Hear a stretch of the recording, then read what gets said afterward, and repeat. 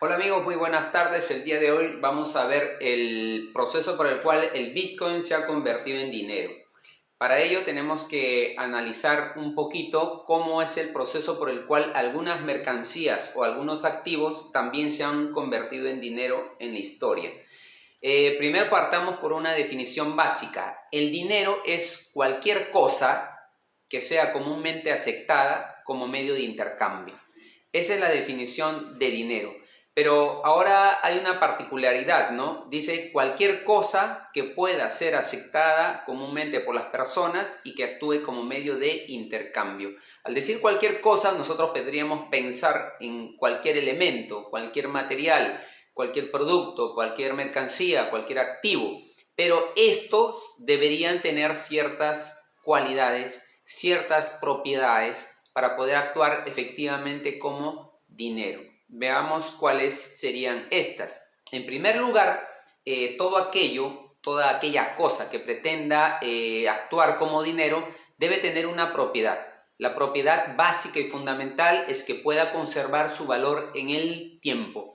Es decir, que durante de un periodo hacia otro, el valor que me permita comprar, adquirir, no sea menos que antes. Es decir, pueda yo poder adquirir mercancías y bienes de mayor cantidad en el futuro o la misma cantidad que lo hacía en el pasado. Es decir, la conservación de valor en el tiempo permite también a la gente de que pueda realizar lo que es los ahorros, postergando consumos presentes por consumos futuros. Y de esta manera la persona puede atesorar, puede acumular para poder realizar algunas inversiones de mayor magnitud en el futuro o en todo caso afrontar un determinado imprevisto.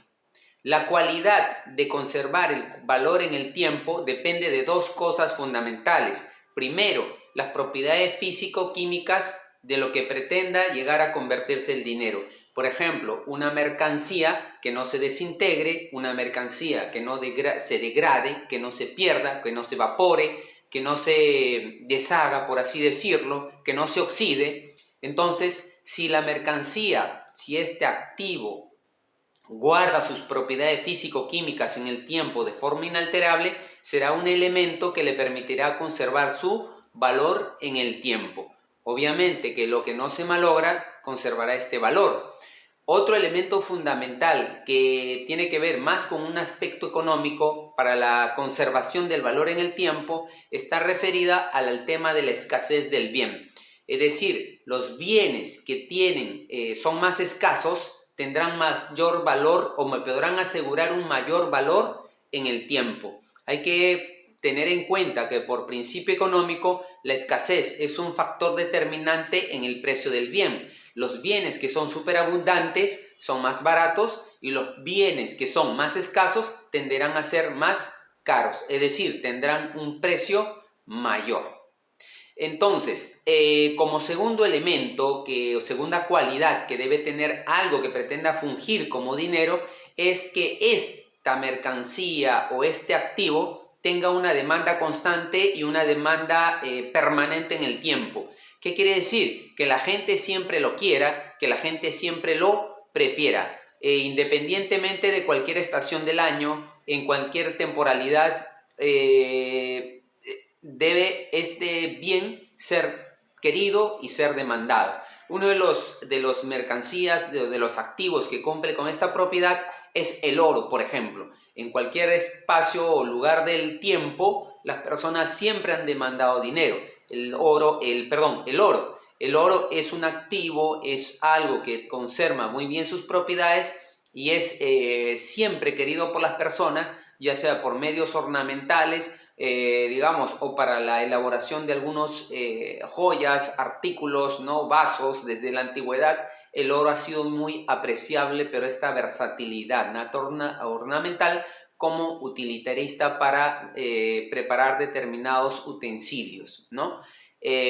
Ahora, esta demanda constante permitiría que yo pueda aceptar este bien. Se refuerza la actitud de la persona hacia recibir el bien, puesto que ella sabe que este bien podrá ser intercambiado en cualquier momento del tiempo. Es decir, siempre habrá alguien que lo quiera recibir, siempre habrá alguien que lo quiera intercambiar por otro bien. Entonces, esta demanda constante unida a una conservación de valor en el tiempo me va haciendo que esta mercancía tenga cada vez una mayor demanda por motivos de transacción. Un tercer elemento muy importante, hay un premio Nobel de Economía que basa, digamos, hace un estudio y gana un Nobel al hablar de los costos de transacción, específicamente también en el tema de cómo los costos de transacción tienen que ver mucho con que algo se vuelva dinero o no se vuelva dinero. Antiguamente las personas al utilizar el trueque se intercambiaban muchas cosas, pero estas cosas tenían muchos costos de transacción y costos de transacción altos, ¿no? Por ejemplo, si yo iba al mercado, podía llevar ganado como una forma de medio de intercambio, pero el problema que me resolvía el ganado era el transporte, porque el ganado camina. Entonces, al caminar el ganado me aliviaba costes de transporte, inclusive el ganado podría cargar algo más. Entonces, en este sentido era positivo. Pero ¿qué pasaba? Cuando llegaba al mercado había que beneficiarlo y después habría que preservarlo. Entonces, los costos de transacción se incrementaban, ¿no? Entonces, la gente empezó a buscar algunas otras mercancías que fueran comúnmente aceptadas, que conservaran su valor, tuvieran demanda constante, pero adicionalmente tuvieran bajos costos de transacción. Nuevamente aparecen los metales preciosos. ¿Por qué? Porque estos tenían un costo de transacción bajo, excepto por alguna razón, por algún motivo que ahora voy a decir, porque concentraban alto valor en poco espacio, en poco peso. El oro conserva mucho valor, puedo transportarlo de un lugar a otro y puedo de esta manera transportar mucho valor. En ese sentido es positivo, los costos de transacción son bajos, ¿no? Por el tema del transporte, por el tema de la preservación, ¿no? No tenía que tener grandes almacenes para guardar oro, se dedicaba a pequeños espacios bien resguardados para guardarlos y protegerlos. Pero el detalle con el oro y la plata y los metales preciosos es que cuando uno realiza intercambio de estos metales habría que validar digamos, la pureza del oro, ¿no? Por así decirlo, que no esté combinado con otros materiales o con otros elementos que haga bajar su valor. Entonces, pues, de esta manera podía ser estafado. Entonces, teníamos que incluir a una tercera persona que venía con su bácula, venía con ciertos elementos para poder observar y determinar la pureza de los metales que yo pretendía intercambiar. Obviamente, esta persona había que pagarle. Entonces, con lo cual mis costos de transacción aumentaban, ¿no? Este problema se resolvió con la acuñación de las monedas. Al acuñar las monedas ya no había que tomarles peso porque ya tenía un peso exacto, una aleación determinada que me aseguraba una determinada pureza del metal precioso que contenían. Entonces eliminaba un cierto costo de transacción, ¿no? La gente va a utilizar los medios los bienes, las mercancías y los activos que tengan bajos costos de transacción, ¿no? Intercambiar una casa es muy complicado porque tiene que tener elementos legales, firmas, documentales, actas notariadas por un abogado, entonces son cosas que son difíciles de intercambiar, por ejemplo, y sus costos de transacción son elevados, ¿no? Otro elemento más preciso en cuanto a lo que algo puede hacer dinero es que este bien o esta mercancía que sea comúnmente aceptada, que conserva su valor en el tiempo, que tiene una demanda constante, que tiene bajos costos de transacción, tendría que tener una posibilidad de ser dividida en unidades más pequeñas. ¿Por qué? Porque al ser dividida en partes más pequeñas, permite referenciar valores grandes en función de la medida precisa y exacta de este activo. El oro, por ejemplo, es fácil de dividir. Hay oro hasta en polvo, en granitos muy pequeñitos. Entonces, el oro es un activo, es una mercancía que puede hacer que yo pueda referenciar valores muy pequeños y valores muy altos en función del oro. O sea, yo puedo valorizar una casa en una cantidad determinada de oro, pero también podría valorizar un pan en una cierta cantidad de oro. Entonces, el detalle es que esta propiedad de la divisibilidad es muy importante para que los mercados funcionen. ¿Para qué? Para que las mercancías tengan y puedan ser referenciadas a un valor el cual yo puedo intercambiar muy fácilmente, rápidamente. Siendo estas así, la gente al tener la cualidad, esta mercancía de la divisibilidad y expresar también alto valor, podría yo cuantificar el valor de todos los bienes que yo poseo. Entonces nace la contabilidad, la valoración de mi riqueza, la valoración de los bienes en función de este activo, ¿no? Bien, hasta ahí hemos visto estas cualidades fundamentales. Ahora, ¿qué tiene esto que ver con el Bitcoin? ¿No? El Bitcoin, vamos a ver si efectivamente el Bitcoin tiene estas cualidades que le permitirían ser ya dinero, ¿no? El primero, la conservación. Hemos hablado primero que para que algo sea dinero, cualquier cosa que pueda ser dinero, tendría que conservar su valor en el tiempo. Número uno, el Bitcoin ha sido creado, ¿no? Ha sido inventado, ha sido creado, ¿no? El oro no fue inventado, el oro estaba allí, ¿no? Las monedas fueron creadas, el Bitcoin ha sido creado, pero con las cualidades del oro, de las monedas de oro y unas cualidades más, ¿no? Es decir, la primera aparición de la historia del dinero fue para resolver el problema del trueque, de la doble coincidencia, ¿no es cierto? En el sentido que si yo deseaba intercambiar mi mantequilla por aceitunas, tenía que encontrar a la persona que tenga las aceitunas y justo quisiera mi mantequilla. La casualidad tenía que darse, pero a veces yo no encontraba el de aceitunas y el de aceitunas quería carne. Entonces, ¿qué hacía yo? Tenía que ir donde el de la carne y decirle si quería aceitunas para dárselas a la otra persona. Entonces era complejo. Entonces el oro y la plata y las monedas en un primer momento histórico resolvieron el problema del trueque. Ahora el Bitcoin no va a resolver el problema del trueque porque ya está resuelto porque existen otras monedas. Pero sin embargo, ¿por qué podría ser demandado, ¿no? ¿Por qué podría ser un elemento que pueda convertirse en una moneda que efectivamente tenga una demanda, ¿no? En este momento histórico, en este momento particular, año 2022 en el que estamos, ¿no? Y bueno, desde su nacimiento en el año 2008. Ahora, el Bitcoin fue creado con ciertas cualidades que vamos a ver poco a poco, y una de ellas es justamente que está pensado para que esta moneda conserve su valor en el tiempo. Número uno, por las cualidades físico-químicas, ¿no? Obviamente, el Bitcoin está en una blockchain, está sobre una base de internet en la cual prácticamente había que destruir el internet del mundo para que pueda ser destruido el mundo, ¿no? El Bitcoin, ¿no? Entonces, en este sentido, el Bitcoin tiene una protección en una cadena de bloques y está allí, ¿no? Luego, el otro elemento fundamental es que la conservación de valor en el tiempo tiene que tener un elemento, hemos dicho, de edición limitada, ¿no? Es decir, el tema de la escasez. Bitcoin ha sido creado con 21 millones de unidades. No hay más, no se crearán más. Es un límite a la creación de Bitcoins, los cuales hay que, digamos, ahora escalar, hay que minar para poder ir activando y sacando más Bitcoins. Si yo calculo más o menos, creo que más de 19 millones de Bitcoins han sido minados, pero todavía hay el resto todavía falta, ¿no?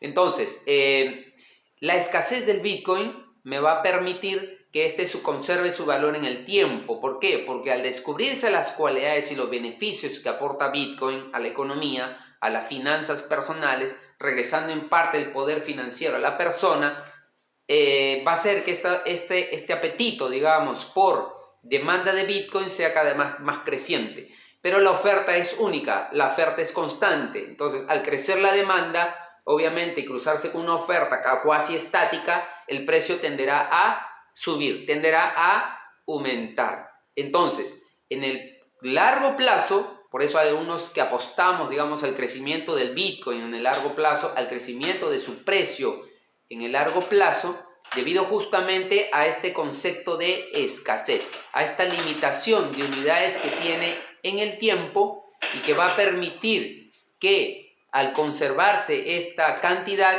de cruzarse con una demanda creciente, el precio tienda a subir. Esa es la apuesta, digamos, que se hace en torno a la apreciación de valor del Bitcoin en el tiempo. El segundo elemento es la demanda constante. Ahora, pregunta, ¿el Bitcoin tendrá una demanda constante? ¿Cuáles han sido la demanda que ha tenido desde su nacimiento en el 2008? En el 2008, cuando se crea Bitcoin con este objetivo de actuar como dinero y como una alternativa más al dinero fiduciario, muchas personas lo ven como algo positivo, como una alternativa positiva. ¿Por qué elementos? Primero, por el tema de la inflación. El Bitcoin, al ser un elemento limitado, al ser un elemento escaso de 21 millones, se convierte en un activo o un activo deflacionario. ¿Qué significa? Que no perderá valor en el tiempo. Que si yo decido en el futuro cambiarlo por otras mercancías, obviamente podré cambiar mercancías por mayor cantidad y mayor valor. Es decir, tendré un efecto positivo si es que yo me resguardo en Bitcoins, si yo guardo Bitcoins, si yo compro Bitcoins. Entonces, es diferente con el dinero fiduciario, el cual, dependiendo de la cantidad y de la magnitud y de la emisión monetaria de ciertos países, puede perder valor. Entonces, cuando hay políticas expansionistas, digamos, de incremento de la demanda a través de incremento de la masa monetaria, significará que al haber más billetes y monedas, será más abundante y estas perderán el valor. Entonces, de valor real produciendo inflación. El Bitcoin no puede actuar así. Está fuera del control de los políticos, fuera del control de la emisión de masa monetaria, ya está definido. Y al ser una demanda creciente, como repito, su valor tenderá hacia el crecimiento. Ahora, otro atractivo del Bitcoin que lo hace, digamos, de ser demandado y de esta demanda constante y creciente, es la propiedad de ser inembargable, ¿no? Es decir, al estar dentro de la cadena de blockchains y hacer cada transacción validada por miles de computadoras, no puede ser hackeado. Tendría que hackear. El hackeo es prácticamente imposible. Tendría que hackear a muchas computadoras, miles de computadoras. Y también existe lo que yo puedo guardar mis bitcoins en exchanges descentralizados, ¿no? Donde solamente pueda yo dar una frase y una clave y yo pueda, sin dar mi identidad, ¿no? Es decir, puedo manejar, digamos, una privacidad de este activo, ¿no? Esto daría inembargable en situaciones en las cuales, digamos, haya gobiernos que quieran ir en contra de la riqueza, ir en contra del valor generado por el trabajo de las personas, ¿no? Entonces, este elemento de cuidado que tiene el Bitcoin, de protección que tiene el Bitcoin, lo hace atractivo y lo hace demandante, ¿no? Particularmente, bueno, en el Perú, en este caso, ¿no? Ha habido un elemento que particularmente a mí me ha hecho que opte, digamos, por tener algunas unidades y hacer una cierta inversión en Bitcoins por el peligro constante y latente de ciertos embargos que podría hacer el Estado de fondos, por ejemplo, como las AFP, fondos de pensiones, que hacen que la gente pueda mirar hacia otros activos inembargables, como es el caso del Bitcoin. Ahora, el otro elemento fundamental, habíamos dicho, los costos de transacción. Bitcoin se convierte en moneda por los bajos costos de transacción. ¿Qué significa? Que, número uno, que los temas de resguardo y de cuidado del Bitcoin son cero. O sea, yo puedo tener en un exchange una determinada $1 millón en cuanto a Bitcoins y los costos de mantenimiento y de cuidado son cero, ¿no? Los costos de transacción y de envío y de recepción de los Bitcoins también son muy bajos, independientemente de los espacios geográficos a los cuales yo quiera enviarlos o recibirlos. El otro aspecto fundamental es que estas transacciones son muy rápidas porque no tienen que tener un tercer elemento administrativo, como un banco, por ejemplo, que tiene que hacer un proceso administrativo, un proceso de verificación, en el cual hace una triangulación, digamos, del activo que yo tenga que llevar o mandar a otro país. Entonces, al quitar este tercero y hacer un envío directo prácticamente de un punto hacia otro punto, dos puntos conectados por internet, prácticamente esta transacción se hace muy barata, muy ágil y muy rápida.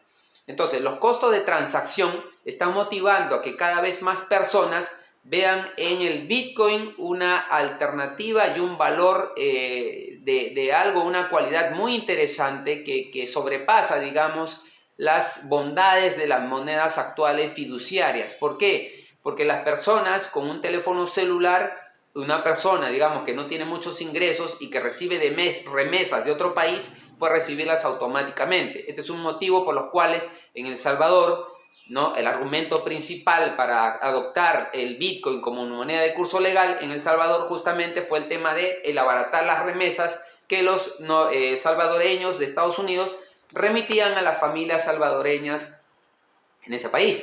Entonces, la motivación fue esta, ¿no?, los bajos costos de transacción.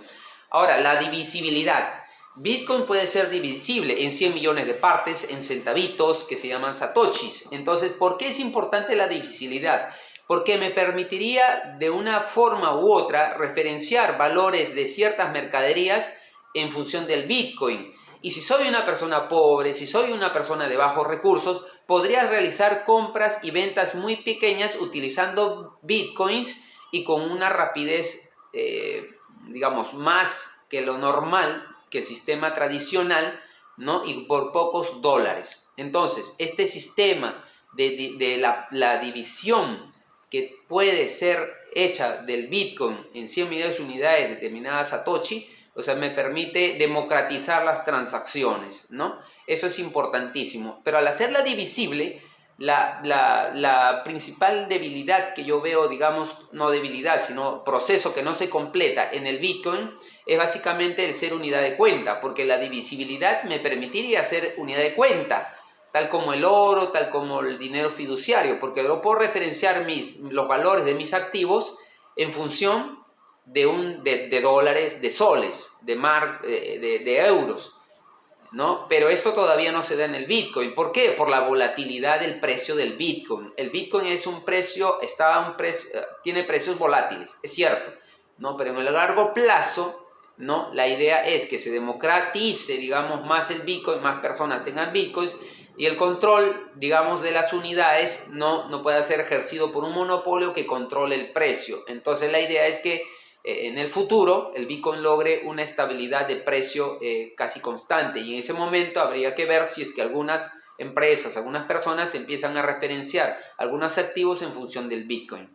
Sin embargo, ¿no?, hay evidencias, ¿no?, que algunas no lo utilizan como unidad de cuenta, pero sí ya hay evidencia de que hace ver que el Bitcoin está siendo utilizado como un medio comúnmente aceptado en diferentes partes del mundo, ¿no?, y como medio de intercambio, como medio de pago también, ¿no? Y ya está actuando entonces como reserva de valor y como medio de intercambio. Unidad de cuenta está débil. En el futuro yo pienso que se podría lograr. Habría que ver si es atractivo hacerlo también o no hacerlo atractivo, ¿no?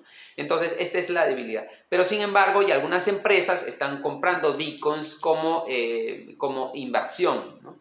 Tesla Motors, en El Salvador moneda de curso legal, Mastercard, Bank of Nueva York, Melon también facilitan transacciones en Bitcoin, PayPal, Plaxi permiten pagos en Bitcoins, el banco BBVA de Suiza tiene una plataforma, digamos, que facilita los intercambios también en criptomonedas, principalmente Bitcoin, ¿no?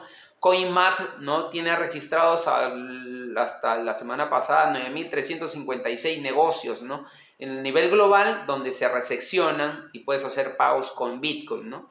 Entonces, si bien el Bitcoin no se está cumpliendo todavía la función de contable, ¿no?, divisible, de referenciar los valores, los activos en función del Bitcoin, sí cumple como medio de pago y como reserva de valor. Como unidad de cuenta todavía está en proceso, pero esto no significa que algo, para que sea dinero propiamente dicho, tendría a mi criterio las tres funciones. Basta con las dos. En el proceso siguiente se irá consolidando el proceso de unidad de cuenta. Entonces, bueno, esto es lo que quería afirmar con respecto al Bitcoin, a decir con respecto al Bitcoin. Espero que les haya dado una claridad ¿no? Sobre qué cosa es el Bitcoin, porque todavía a mi criterio hay muchas personas que necesitamos entender bien de qué trata, ¿no? Para poder bien direccionar inversiones. Si invierto en esta criptomoneda, si no invierto, depende también mucho del conocimiento que tú tengas de la propia moneda, ¿no? No hay que lanzarse inversiones sin primero conocer de qué trata el activo, qué cosa es el activo, ¿no? No podemos hacer inversiones a ciegas. Bien, si te gustó la exposición, dale click, dale un like, ¿no? Y suscríbete a mi canal. Muchas gracias. Nos vemos.